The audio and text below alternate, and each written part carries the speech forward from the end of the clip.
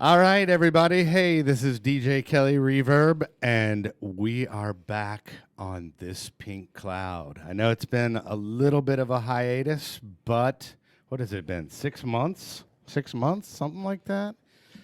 Anyway, a lot of exciting stuff has happened, and we are going to talk about that today. Actually, I have in Val the Gal sitting in. That's Valerie right. Nybrand. Hello, hello. I like to consider her a 12-step Jedi, but she won't take it. But Yep. but she just says, I'm Val the Gal. Yes, I'm Val the Gal. And hello, everybody. and we're okay with that. We like that. Mm-hmm. And then to my right is my buddy boy, Fitz. And he actually runs Hello Studios here. And I thought he would be a good guy to sit in because I'm going to be telling my DJ story, and not everything is going to go over your head like it is Valerie's. Mm-hmm. so you know, I'm DJ the DJ. Yeah, exactly. Well, once I say, you know, start talking a little shop, you won't be completely lost. So. Very proud that you're here. Yeah. I felt a little intimidated. A little support. Yeah. Thanks for supporting me today. Well, and then also exciting news, we do have a new sponsor. So this was a fella I met, let's say, at a retreat, and he actually liked the podcast and was really instrumental in actually saying, what are you waiting on? And kind of encouraged me to do it. So his name is Max Paderokowski, and he is actually with, let's see, it is Lone Star Injury Attorneys. And then also, he is such a fan of the show that he made a URL called This Pink Lawyer. And thispinklawyer.com, and it actually will take you to his current website.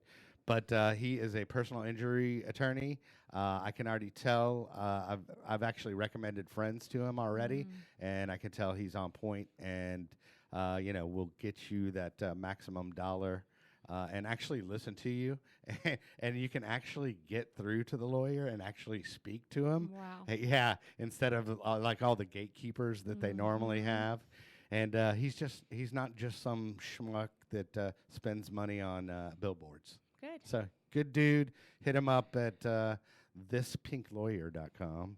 And then always, I want you guys to subscribe and share, because what we're trying to do with this show is help people and help as many people as we can who might be suffering, you know, through substance use disorder, addiction of any kind. And we talk, we're going to have some episodes of just talking about smoking and vaping and stuff like that. So it's not just the hardcore stuff, but there's a good amount of the hardcore stuff. Yeah.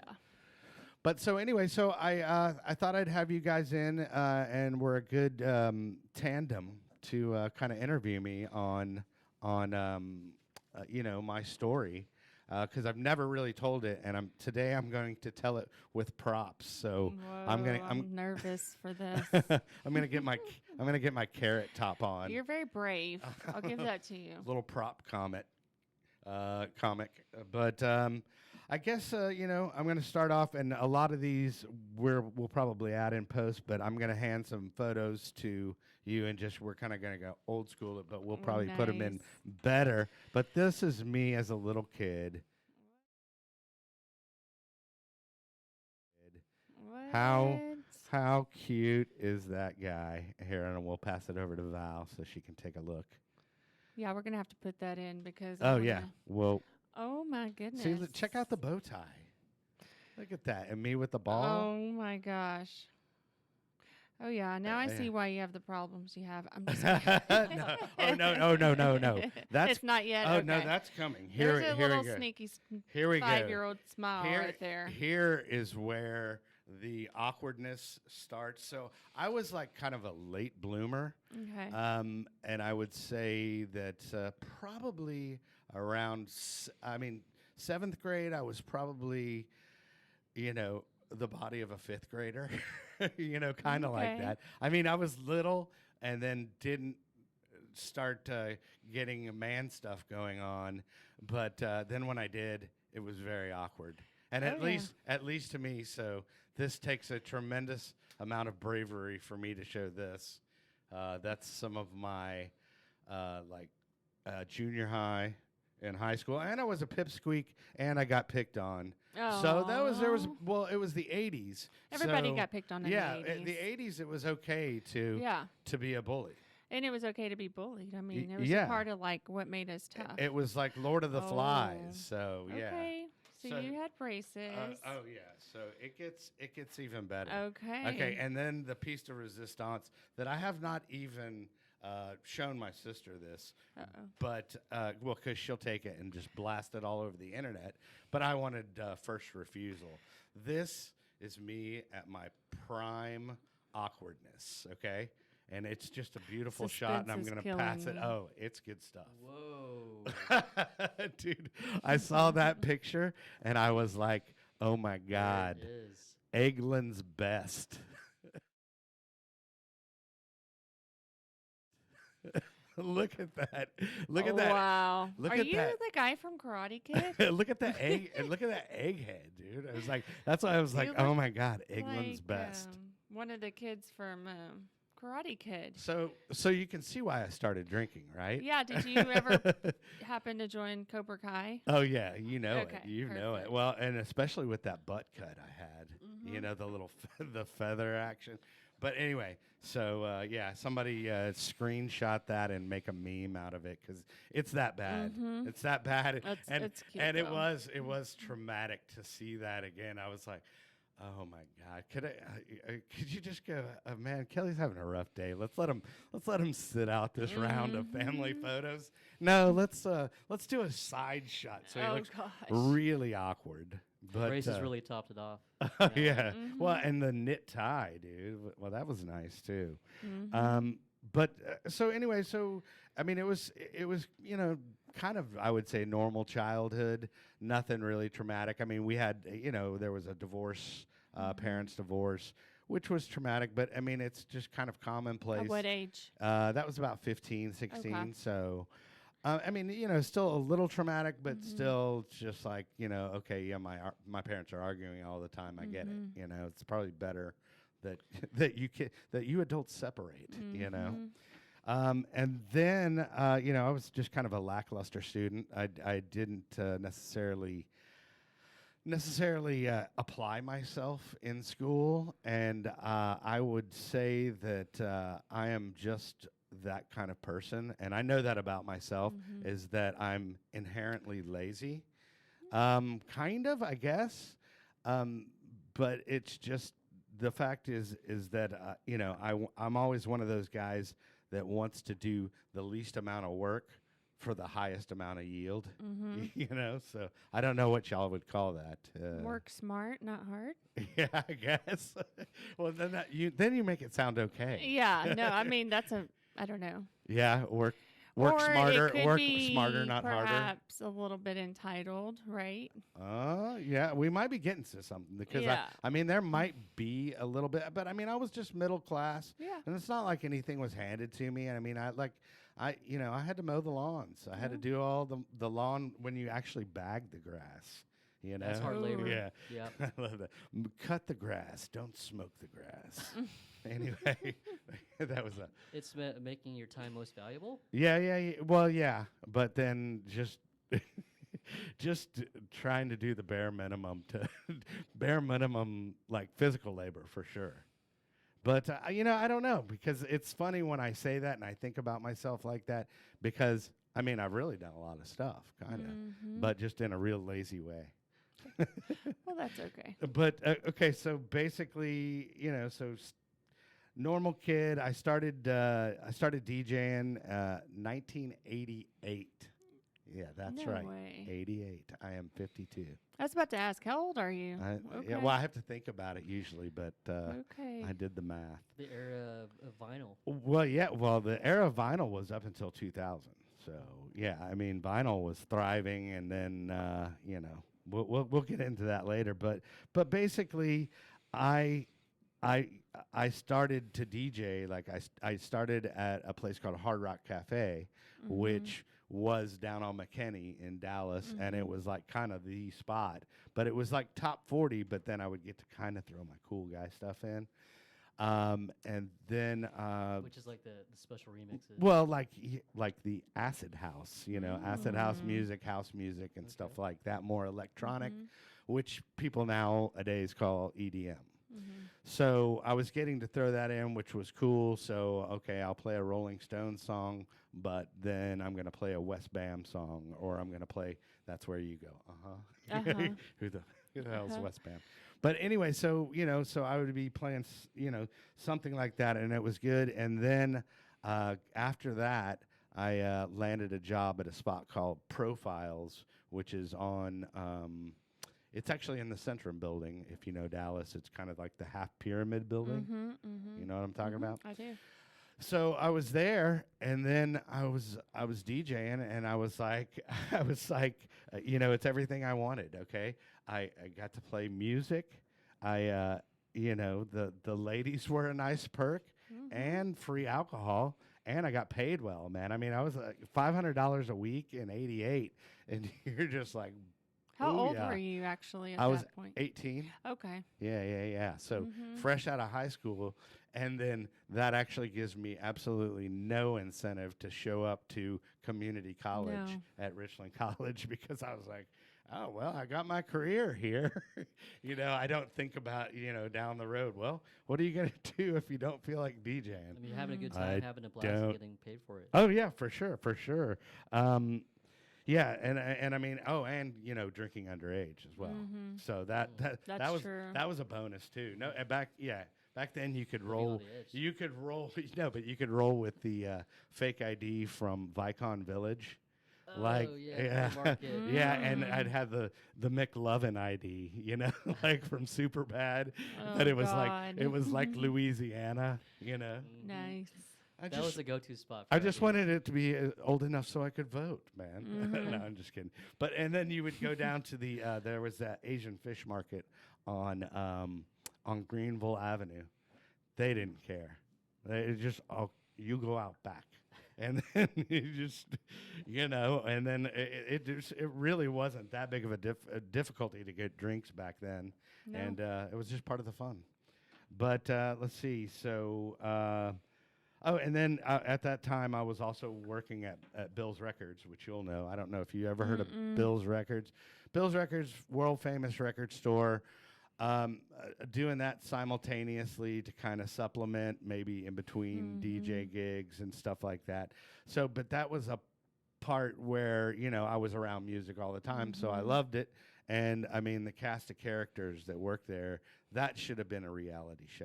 I mean, honestly, everybody that worked there, that should have been like reality Especially TV back Bill. then. Oh yeah, for sure. Well, yeah, Bill. I mean, Bill was an older gay gentleman, and he was I'll do my impersonation.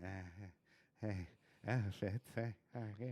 Oh, I love it. Yeah. And just kind of like smoking the whole time. Maybe we could like remake a movie about this time. It should be done. Yeah. It should that be. would be really cool. It should like be done. Like a Netflix or well, something. they kind of did that on what's the John Cusack movie where it was like he was a record store owner.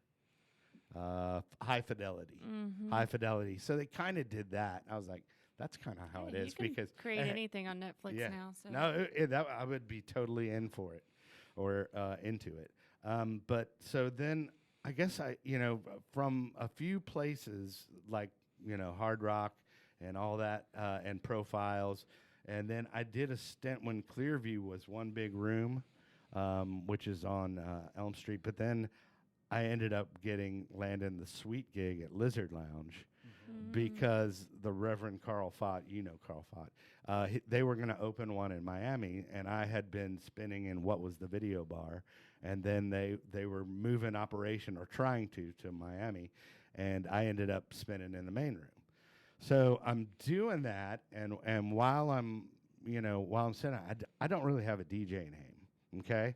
So my real last name is Partridge, okay? Yes, Kelly Partridge. That is correct.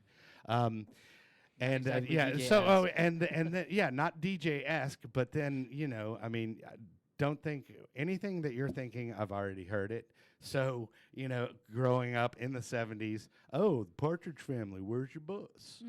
That, and then there's the you in a pear tree? Oh, that's a great one, dude. So all that stuff. Well, I was like, man, I got to get a stage name. I can't, sorry, Dad, but not a good stage name at that point in time. So Merritt and I, Merritt, who worked for Edge Club, Edge, 94.5 at the time, and then it eventually switched to 102.1. But Merritt and I, we would always go after the club. We would go out to eat, drunkenly or whatever at a place at like IHOP or whatever was close by. And then he basically just one day he goes, you need to go like something like Kelly Reverb or something like that. And I go, you're goddamn right I do, dude. I go, that's kind of cool because I goes like it sounds almost real. It sounds like it could be. Fooled but me. I didn't even know you had a different last name. Wow. See, it's incredible. It worked. Thank you, Merritt. Yeah, right. So then,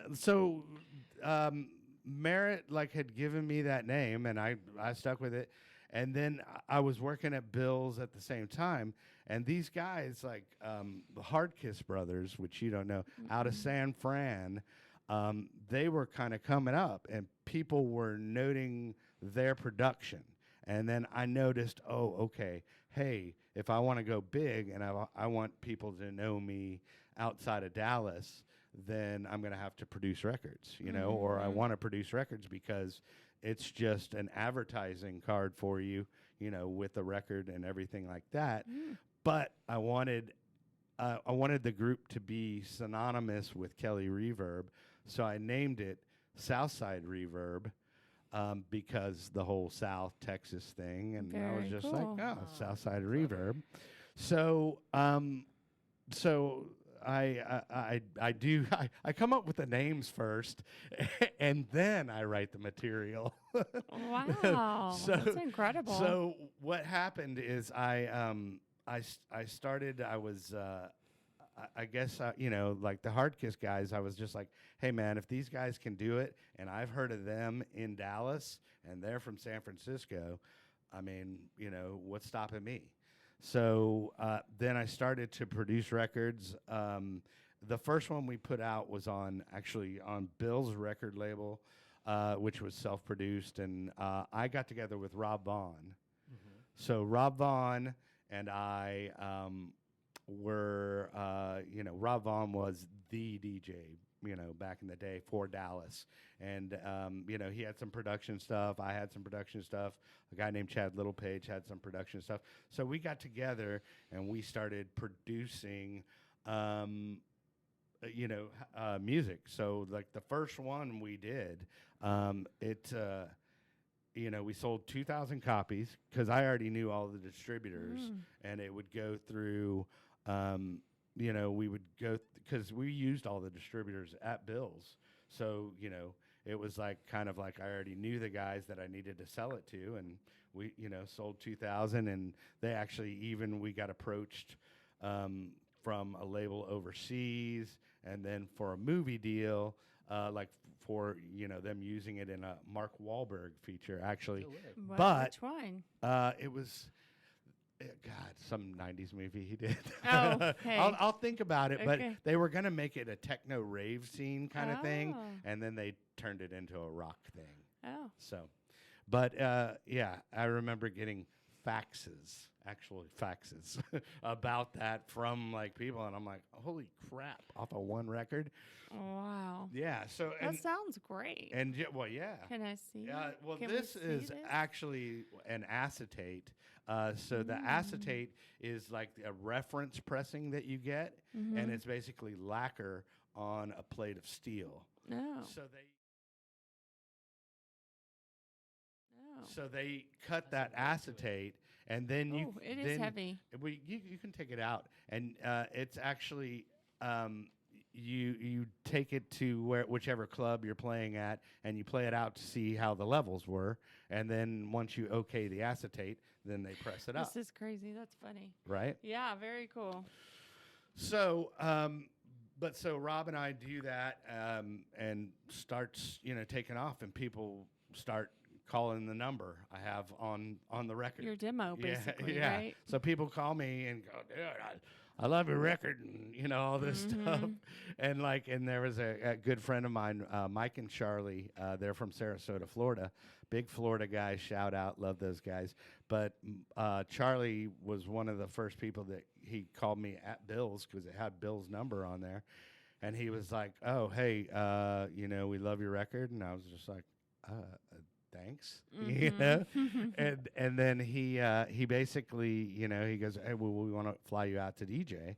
So I'm like, cool. So the first time I go out, I'm playing in Sarasota, and then like a Saturday night while I was over there in Tampa, and I get there, Living the life. Yeah, dude. No, I get there, and I'm like, they're like, you on Saturday you're playing at 6. And I'm like 6 p.m.? I'm like, well, that's kind of early, but whatever. And they go, no, 6 a.m. And I go, That's Florida for you, I go, though. yeah. Totally. But so then they go, no, that's prime time, dude. And I go, well, it's true. it was.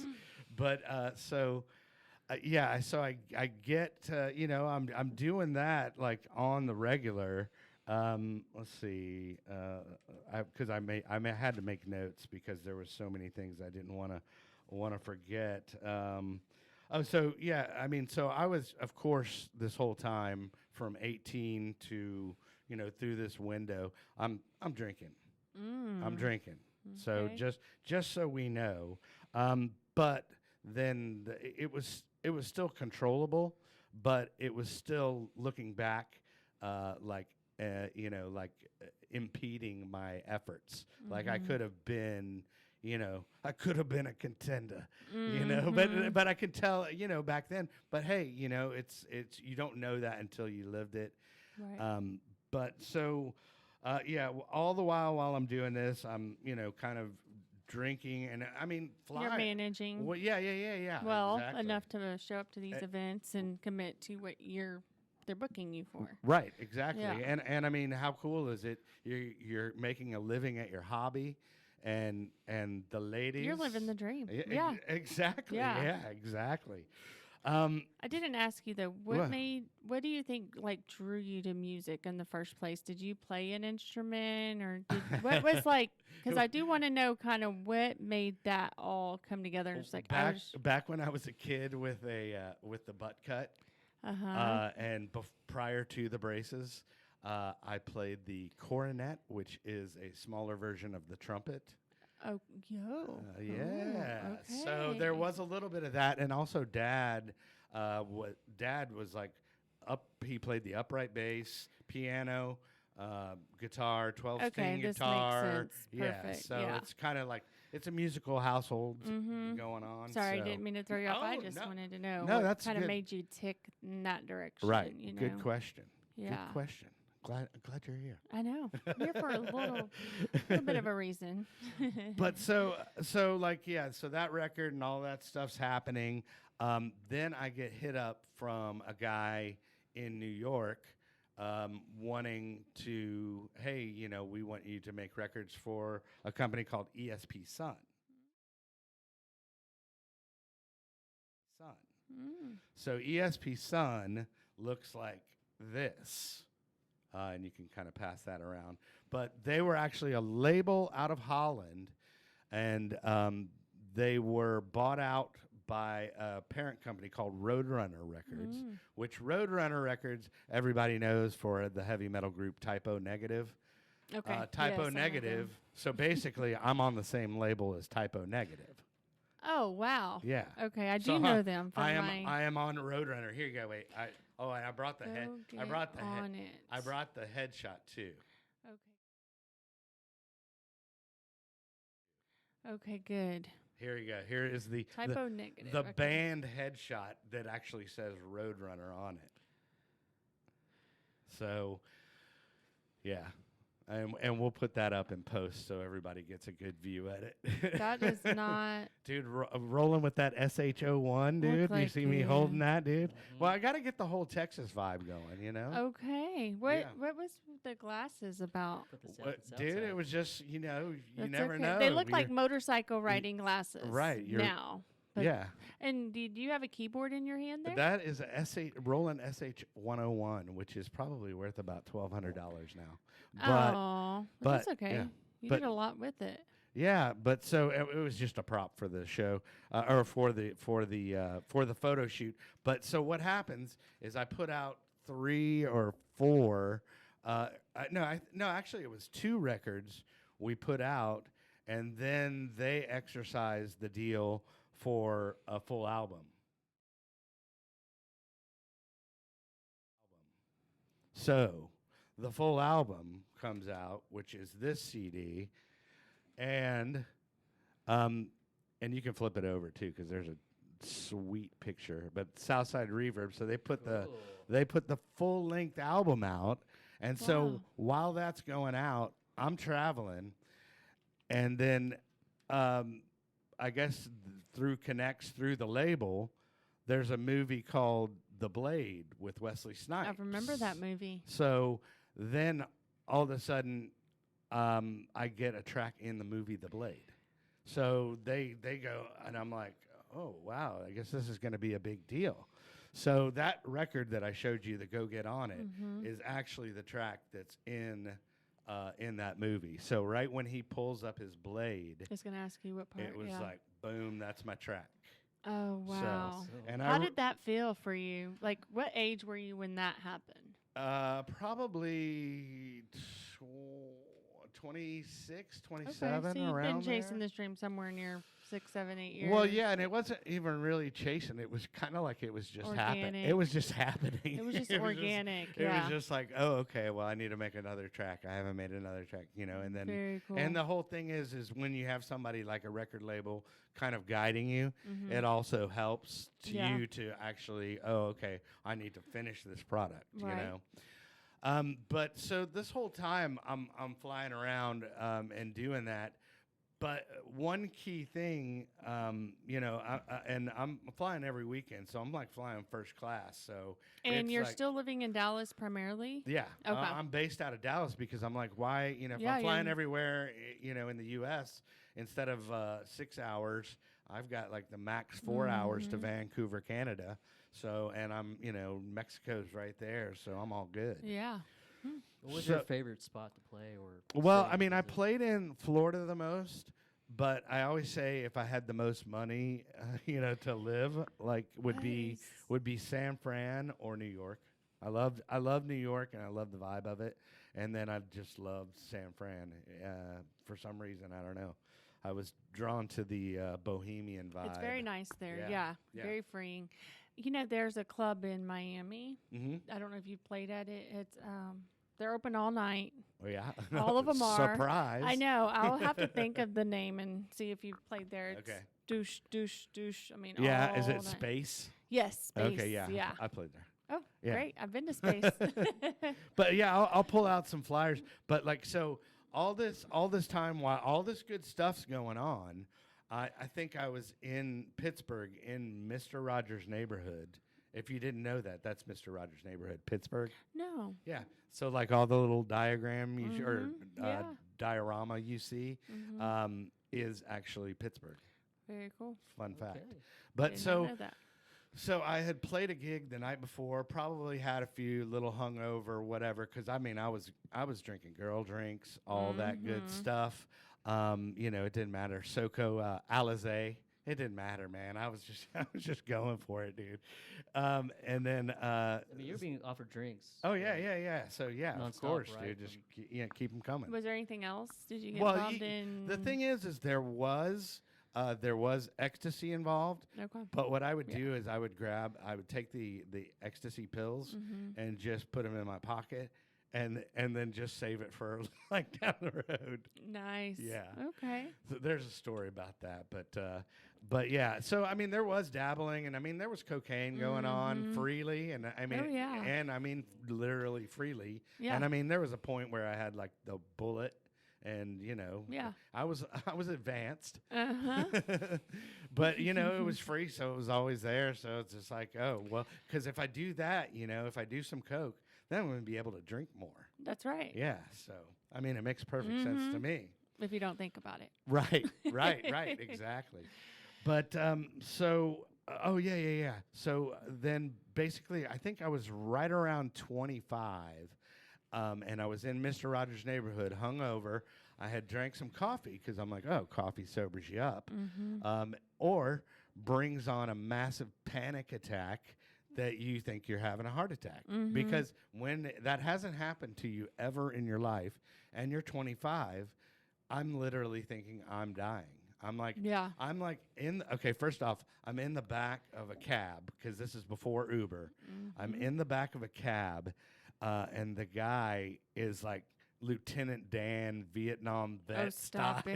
it. Yeah. Oh, yeah. In the cab, and the cab's all hollowed out to where it's just like one piece of fabric across the seat, like leather or vinyl across the whole back seat, and then like the bottom, like the floor is all matte. It's just Oh, nothing. I mean, wow. it's ready for somebody to, puke or defecate in Or there. die. It's yeah, or die. Yeah. Dead bodies. So I'm in there, and he's back, yelling, how's it going there, and Oh, he's got gosh. like, Creedence Clearwater Revival playing on the radio, and I'm just going, yeah, I'm having trouble breathing, man, and I didn't say that to him, but I'm just feeling that way and feeling that anxiousness, and then I mean, and he's not doing anything to help.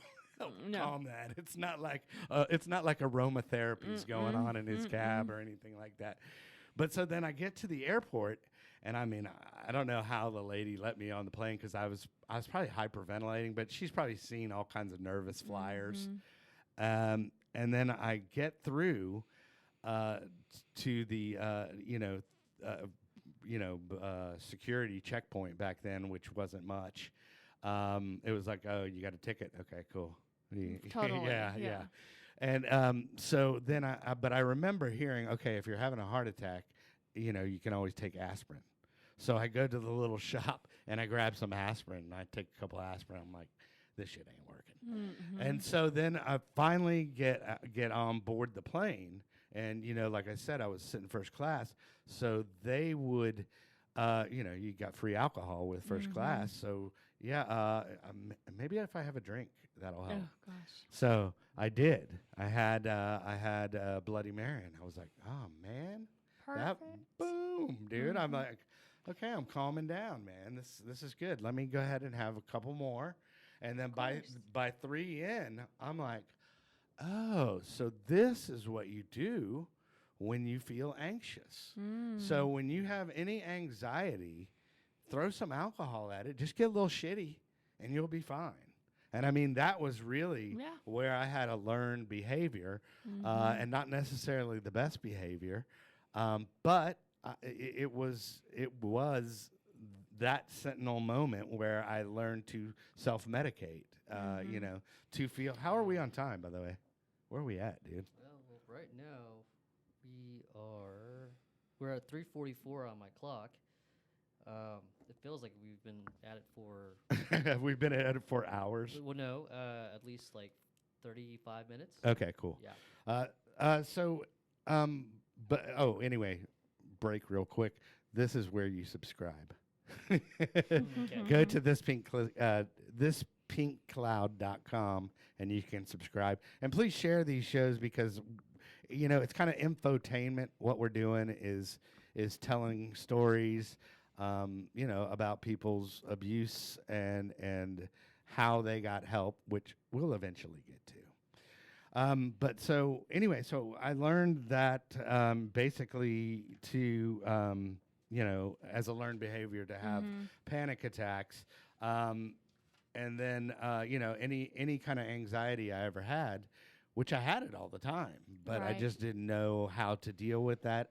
I didn't know how to breathe through You probably it. didn't even know what to call it. Yeah, Back exactly. then, you didn't I- really I'm dying. label that. Back then, is it just called "I'm dying"? Or get your stuff together because whatever, you'll Yeah. have to snap out of it. Yeah. You know, you don't tell Oh, people yeah. you had anxiety back in those times. Yeah, you know? It was funny, and then they did. There was Xanax around, but I was just like, I'm fine with just alcohol, man. I don't have to have a prescription for it. Mhm. Whatever. It doesn't make me fall asleep. And I can control it. It Right. was nice, and I did for a long time. Yeah. And like some of the good times, I always like to do the. I made a little list of like celebrities that I was on flights with. Yeah, let's hear it. Yeah, Who let me did you see- get to know? Give me Well, the dirty on them. I'm just yeah, kidding. it was. Well, no, it's Just it's kidding. really crazy because there's like your usual suspects, like your Mhm. Dallas celebrities, Of course. like Jerry Jones. Okay. He was on my dance floor back in '88. Stop it. Before he got his teeth capped, he was at Profiles Okay. for a matter, and I can just remember him just with some ladies. Oh, I bet. I was gonna say, how many ladies did he Yeah. always keep at his side? Oh yeah, but and then I ran into Mark Cuban, and course. then Dennis Rodman Oh. used to hang out at the lounge all the time, and he was hanging out at the lounge. Also, Madonna. So Madonna Stop was it. there. Yeah. Madonna. Yeah. So did we talk to Madonna when we met Madonna? No, we didn't. I didn't actually meet her, but she was on my dance floor. Oh, that- she so that shook counts. her bum to your music. Exactly, and songs that I made too. So Oh, my production. So well, that's big. even that's kind of cool. more awesome right there. We're able to we have phones now to take pictures of everything. Right. Oh, you back then, dude, it was flip phone. You were Okay. flip phone city, and if the lighting wasn't right, good luck, dude. Yeah. Oh, Okay. there's a picture of a dark hallway. But then, there was also it was when Don Nedler, the owner of Lizard Lounge, was reopening up Start Club, and got to hang out with Mickey Rourke, the Okay. actor. Yeah, and it was funny because I just go, "Hey, Mickey, what's up, dude?" And he's like, "Do I know you, man?" And I was like, "No, dude, I'm just a fan." And he was cool as shit. So, Very cool. But then, some of the flight stories, there was a flight. I don't know if you know who Johnny Mathis is. Mm-mm. Johnny- Maybe not off the top of my head. Johnny Singer. Mathis is a old school crooner, Okay. like your grandma would Okay. like him. Yeah, but he did the chances are 'cause I wear a silly grin. You know that Oh song. yeah. Chances are. yeah. So he was that dude, and Oh. he was going. He was boarding the plane before me, and I had never felt this old lady energy. Like every blue hair in the airport Oh, was stop boom, dude, it. and That's just, so adorable. just right around him, all those cobwebs just dissipated. Oh, yeah. and and I mean, it was just this old lady granny panty vibe. If they Oh, could have thrown yeah. them at him, they were verbally. They're just 'cause- throwing their dentures. Yeah, yeah, exactly. Here's my hearing aid. Here's Take it, baby. Here's my hearing aid. But yeah, no, but these ladies, and he was so gracious about it. I mean, he was just the ultimate smoothness. He was he would take their hand and here, go, give me a hand, Betsy, and he would take their hand and go, "Oh, you're welcome, darling. You're welcome," and just be very Ooh, no personal. wonder. But Now no, that is yeah. attractive. Well, no, he was doing that, but then the ladies didn't know that Johnny had some proclivities. I was like, you know how older ladies had a tendency back in a time to not recognize the fact that this gentleman might be playing for his own team, like Liberace. Yeah, So Johnny Mathis had this beautiful, and it was truly a coiffure. So it was just this hairstyle, and he had a pastel green shirt on with pastel green jeans. And so Can we get a picture of that in I here? wish. I mean, just literally I from wish Google. I wish I had it, but It'd be but so it was cool. just, I just want to see this. it was guy. so cool to be behind him. Yeah, we'll throw up a Johnny yeah, Mathis let's picture. do it. But he it was so cool, and he was so gracious. But it was so crazy to feel like that energy all at once. Yeah. I'm like, ooh, wow, that was crazy. And then there's like Kareem Abdul-Jabbar. Lakers guy, which I of course had to walk by him and do the little fist bump and go, Roger, Roger. From Airplane, the movie Airplane. Anybody? Not you, but No. you maybe.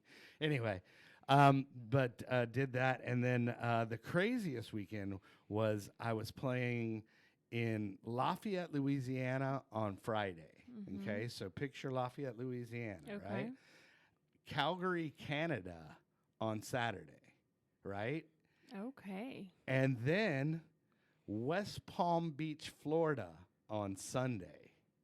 So I go from Lafayette, Louisiana, play there, no big deal. Get on a plane in DFW, fly straight to Calgary, Canada. It was cool, got to chill out, played, but definitely hungover this whole time, or nursing a hangover, which how you do by drinking. Your international status. at that point. Yeah. And so I fly back down from Calgary, and then Calgary over to West Palm Beach. And on West Palm Beach, like I said, I'm sitting in first class, and like there's this guy over here, and I'm like, that guy looks really familiar, But I is he like an author? Or is he like I can't tell who he is. And so I'm like, whatever. Whatever, back to drinking. And reading my Us Weekly or something. Of course. Something like that. Squirrel. Yeah, Back to me. So I get off the plane, and it's back when you had like the anvil cases, like the actual flight cases for your records. Oh, okay. So I did the, I was out there, and you got all the Rave stickers all over it, and I'm outside smoking, waiting for my ride, and this guy walks by, and he goes, so are you a DJ? And I go, yeah. He goes, what do you go by? I go, Kelly Reverb. And he goes, well, what do you really go by? And I go, Kelly Reverb. And I go, you look really familiar. And he goes, yeah, I'm Jason Newsted. I play bass for Metallica. Stop. Yeah. What? And I'm like, yeah, you fucking are, dude. Well, but it was just when they had just cut their hair short. So I'm out there. All of a sudden, I'm shooting the shit in West Palm Airport with Jason Newsted, just chilling. And then about 5 minutes into our conversation, this van pulls up, and it's a Good Times van. So, and out hops this little older man, and I get to meet Jason Newsted's father. So I'm like, nice to meet you, Mr. Newsted. He introduced you to his father. Yeah, it was nice. That is really it was so cool. Now, some of them, or at least the main singers in recovery. Yeah. Oh no, the and whole then band. A lot of them are, right? I mean, I don't want the whole band is. I mean, Yeah. they were called Alcoholica for a while. Yeah. Yeah. Yeah. But so super cool, super, just unique moment. And I just remember him walking away going, okay, dude, have a good one. Let's be best friends, dude. Yeah. No, but I was just like, have a good one, man. Good to meet you. And then I just remember him taking the keys from his dad and going, no, Dad, I'm driving. Like, dude, Very cool. No, Dad, you're not driving. I'm driving. So that was cool. And then, so there's been, and then like Perry Farrell, which is lead singer of Jane's Addiction, Boy George, Pauly Shore. Pauly Shore asked me for X, because I was DJing. And Right, of course he did. He came up right up to me, and actually, he does like look like awkward, the type, yeah. awkward, like personal space. Hey, we're gonna get ecstasy. And I was just like, I was like, dude, I'm saving some. Here you go. You're in a club. Look around. Ask that guy. Oh, jeez. But then there's also DJs that y'all might have heard of that I actually co-headlined with, like Carl Cox and like Paul Van Dyke, Tiesto, Paul Oakenfold, DJ Icy, DJ Dan, Donald Glaude, who else? Oh, Bad Boy Bill, stuff like that. Which I have these flyers, these fun flyers.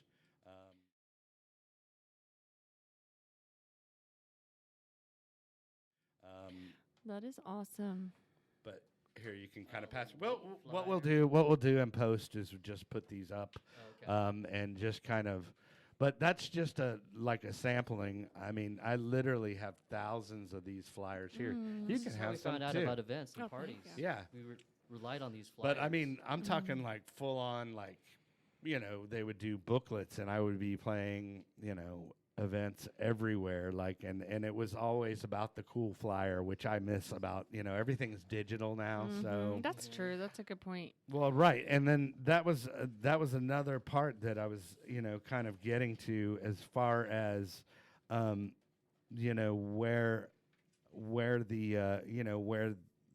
the fun stopped happening. It's basically it was 1,000,001 to shot that I actually even made it to That any level. level of fame whatsoever, where you get to do your hobby for a living. I mean, dude, good luck doing that. Good luck doing anything in music. I mean, you consider that a career? it rather was, than a hobby yeah, at it that was. point? Oh yeah, it was. I mean, that's all I did. That's Okay. all I did. And honestly, like people say, oh, poor rock star, and stuff like that. But I always equate it like, can you imagine like having to be like Steven Tyler and playing "Dude Looks Like a Lady" every night? True. And I mean, and then you're throwing everybody's, feelings and all kinds of substances in on top of that, man. And I see how it explodes. I mean, because at some point after you're flying so much, it's your job. It's your job. Loses the magic Everything at some point. everything is work at some point. Repetition Yeah. okay. So, but I mean, other than that, it was cool. Where are we at on time? We're at almost an hour. Okay, well, let's go ahead and stop it right there, and then we'll pick up next week. But I want to give a shout out to our sponsor. Just go to thispinklawyer.com. Hit up my boy Max. He will reach out to you. Tell him I sent you. And then also, please subscribe and share this podcast so we can help some people, because that's why we're here. All right, and thank you for sitting in. No problem. And thank you for you. sitting in. And we'll having see us. you next Thank episode. you for your story. You Yeah, have a good one. appreciate it. Don't go. Don't go.